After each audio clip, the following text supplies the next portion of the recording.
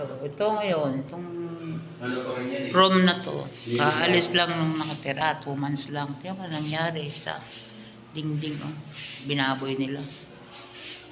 Kaya sa susunod, mga down payment nyo, yan o, pinagsusulat-sulatan nila. Oh.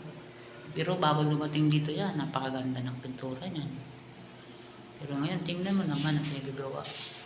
Pinagpakuan, sinira yung dingding ko.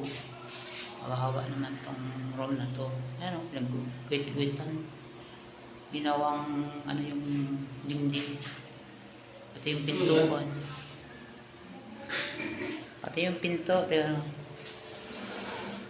Kaya ngayon, ganun talagang mag-iigpit na ako sa mga nangungupahan.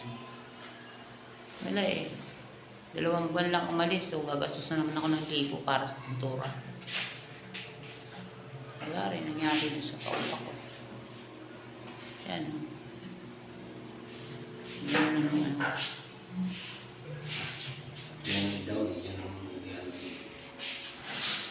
yan ang bago inspection yun. Sa akin, may damage yung Pati siyan, basag yung ano, tiles, ayun.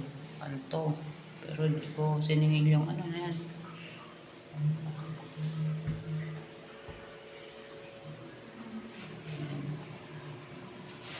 Kahirap na naman.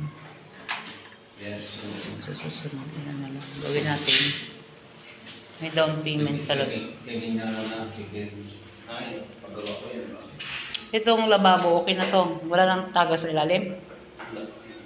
Baguhin mo sana. Kumakatas yung ilalim na sabi ng ano eh. Wala na. Wala na. Pero baguhin mo. Ilabas ko. Kiskisin mo na lang muna yun, saka pinturahan. Hindi yan kinikis-kis. Ano gagawin yan?